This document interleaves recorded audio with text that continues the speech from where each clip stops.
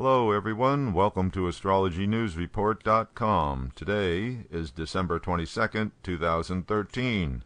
Presenting an alternate view of world events as seen through the lens of Vedic astrology. I'm Ron Berger. And I'm David Anton Savage. Let's take a look at the week that was. Last week, Mercury was still in Mars' sign Scorpio, and thus forming a relationship with Mars, since Mars is in Virgo, Mercury's sign. Mercury is the planet of data and information. Mars is the attack planet as well as the planet of thieves. Therefore, we have theft of information. So here's a holiday nightmare for you. The huge retailer Target, with 1,800 stores nationwide, has confirmed that the card swipe machines at their checkout counters have been implanted with malicious software that steals the identity data encoded on the magnetic strip of the customer's credit and debit cards. Estimates are that over 40 million customers' identities and card numbers have been stolen. The theft began on Black Friday, the big shopping day after Thanksgiving. So now we have the marketers compiling databases on us, the NSA compiling databases on us, insurance companies tracking us, and of course, the criminals are harvesting your personal info and putting bogus charges on your cards. There's no way to trust the system at this point. Yes. Uranus, the planet of sudden events, is opposite to and therefore exchanging energy with Mars, the planet of rebellion and conflict. Last week, violence erupted in the world's newest country, South Sudan. Hundreds have been killed as fighting spread throughout the country last week. The government in the capital, Juba, said it arrested 10 politicians in connection with a failed coup and were searching for the former vice president, who they believe led the bloody effort. The fighting has resulted in another refugee crisis, with everyone who can trying to get out of the country. Last week, Mercury was still in Scorpio, the sign of secrets and investigations. Mercury was still in a Parivatna Yoga with Mars in Virgo, the planet of actions, in the sign of details and analysis.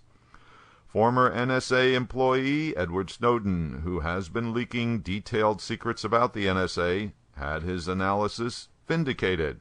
He has maintained all along that what the NSA has been doing in a post-9/11 America is unconstitutional, and, what do you know? Last week, a federal judge agreed with Snowden. In a strongly worded statement, U.S. District Court Judge Richard Leon, appointed by George W. Bush, by the way, said that the tracking of phone calls made within the USA appears to violate the Constitution's Fourth Amendment, which protects Americans against unreasonable searches and seizures. He called the new surveillance technology almost Orwellian. Snowden's statements put it succinctly. Today, a secret program authorized by a secret court was, when exposed to the light of day, found to violate Americans' rights. It is the first of many. And 2 days after the judge issued his ruling, the administration's own spook task force announced its finding, comprised of no less than 46 recommendations for the NSA to change its ways. Basically, the NSA has to limit the bulk collection of domestic telephone and email records and confine its Kafkaesque obsession with hacking into every metadatabase to only doing so when suspicions warrant it, and to be subject to administration oversight. And the manner in which they collect the data will have to change from its present form. Yes, that big octopus, the NSA, will have to restrain its tentacles for the time being. But I have to say this whole situation brings to mind a Machiavellian adage. Things will have to change so that things can remain the same. Indeed. In any case, Mercury is now no longer in Scorpio, so there may be a lull in the media reports on the NSA for the time being. Okay. All right, Venus and Saturn continue to be in each other's signs, creating another Parivatna Yoga, where the two planets are mutually influencing each other. Venus is the planet of finances and value, influenced by Saturn, the reality check planet. Last week, Russia's President Vladimir Putin made it clear he wants the Ukraine to stay within Russia's orbit, making one of those offers you can't refuse.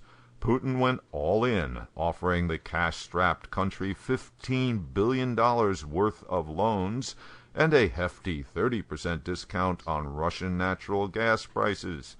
The offer, which was announced at a Kremlin meeting with Ukraine's President Viktor Yanukovych, is seen as giving the embattled leader an economic lifeline. The thinly veiled carrot, instead of the stick approach, comes as thousands of protesters continue to fight against a government they see as too close to Russia. It is abundantly clear that Russia is not at all comfortable with the idea of the EU nuzzling right up to its western border by having the Ukraine joining up. Meanwhile, back in Kiev, upon hearing of the deal, the opposition took to the streets again with renewed vigor. Hundreds of thousands are protesting. These are the biggest protests in Eastern Europe in recent history. Most Ukrainians want to turn to the West, and Yanukovych is being denounced as selling out his country, and with good reason. Russia's extreme cruelty to the Ukraine in the last century has been quite savage, to say the least. Stalin's man-made famine of 1932-1933, aka the Holodomor, and the three-way murder fest that happened between the Nazis, the Soviets, and Ukrainian independence fighters during World War II, you can kind of get the idea there's no great love for Russia in the Ukraine, and thus the great displeasure with Yanukovych as well. Another manifestation of the Venus-Saturn Parivatna Yoga. Venus is the planet of advice and counsel, and Saturn is the planet of the establishment, as well as the reality check planet. Last week, the top execs of the established tech companies, Google, Apple, Microsoft, Netflix, Yahoo, Twitter, and so forth, all journeyed to Washington, D.C. for a powwow with Obama and administration officials on this whole NSA privacy surveillance issue, which has gotten everyone so roiled up lately, and gotten the tech companies worried about the anger of their customers, which could eventually lead to decreased profits. Also on the agenda was the government soliciting advice on the problem-plagued healthcare.gov website. The meeting comes a day after a federal judge ruled the NSA collection of telephone data may be unconstitutional. In a Parivatna Yoga, the effects work in both directions. As such, Venus, the planet of compromise, and young females, also influences Saturn, the planet of control and the established order. Last Thursday, President Putin announced that jailed Pussy Riot members were to be freed early, 3 months before the end of their 2-year sentence, and jailed Russian oil tycoon Mikhail Khodorkovsky was to be freed immediately. Russia's state-run news agency said that the amnesty marks the 20th anniversary of the 1993 post-communist constitution, which was then used by President Putin as the reason for members of the Pussy Riot band and arrested Greenpeace activists to be released early. The new law would also affect thousands of non-violent Russians in prison, as well as those presently on trial. The timing of the Russian government's sudden desire to improve its human rights record is, apparently, related to Russia being the host of the Winter Olympics coming up in February. And may I add one more item for the Venus-Saturn interaction? Of course. Saturn, being the reality check planet, connected with Venus as the planet of entertainment, reality hits entertainment. Last week, Phil Robertson, the star of the hit reality TV show Duck Dynasty, had his say during an interview with a GQ reporter in which he aired his conservative, retrograde opinions about gays, blacks, and women. Duck Dynasty, for those not familiar, follows the antics of a bunch of bearded Louisiana rednecks as they cavort about in the swamps, shooting their guns and blowing things up. The vulgar, explicit, and sexist nature of Mr. Robertson's prejudices hit the media, and bounced back on the cable network that produces the popular show, A&E. The network responded to the hue and cry by suspending the patriarch redneck from the show, which of course has financial repercussions for the network, since Duck Dynasty is their most profitable show with a viewership of something over 10 million.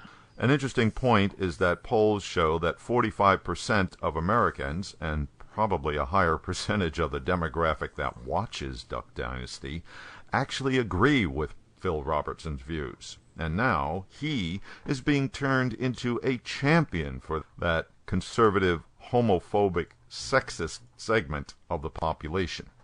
Also, just a reminder here, that Jupiter is the planet of beliefs, and that it is in the sign Gemini in the USA chart, indicating that we are a nation of divergent beliefs. All right, so we conclude this week's Review of the Week, and be sure to click in with us next week.